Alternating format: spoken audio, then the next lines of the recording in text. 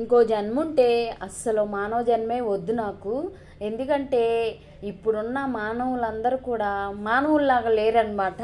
అందువలన నెక్స్ట్ నన్ను దేవుణ్ణి కోరుకుంటున్నాను ఖచ్చితంగా.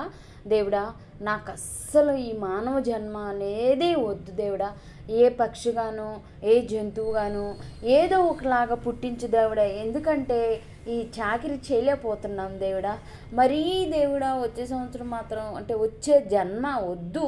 అయినా కానీ ఒకవేళ మీరు కనుక నాకు జన్మిస్తే దయచేసి ఆడజన్మ మాత్రం కొంచెం చూసి కొంచెం ఆలోచించి ఇవ్వండి. ఎందుకంటే కష్టాలన్నీ మాకే పెడితే ఎలాగా దేవుడా చెప్పండి. కాదు, ఈ కడిగే కష్టాలు, తోమే కష్టాలు, వండే కష్టాలు ఇంకెన్ని రోజులు భరించాలి? వస్తుంది ఎట్లా అంటే మనము ఈదటం అనమాట.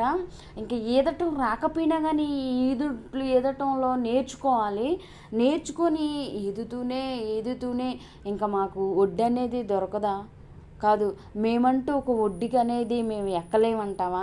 ఇంక ఎప్పుడు ఈదుతూనే ఉంటామా?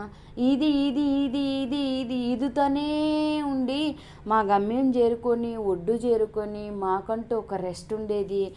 ఎప్పుడు ఎప్పుడు అసలు 366 రోజుల్లో ఏ రోజన్నా ఆపితే, ఒక్కరోజు ఆపేమంటే దానికి 3 రోజులు పని ఉండిద్ది అనమాట. ఒక్కరోజు తప్పుకి మనం రెండో రోజు 3 రోజులు పని చేయాల్సి వచ్చిద్ది. అంత అన్నమాట. తోమి చేతులు పోతున్నాయి, తోమి గూళ్ళు నొప్పులు వస్తున్నాయి. ఇంకా ఎన్ని రోజులు ఈ రుద్దటము, తోమటము, ఈ కడగటము అర్థమే కావట్లేదు.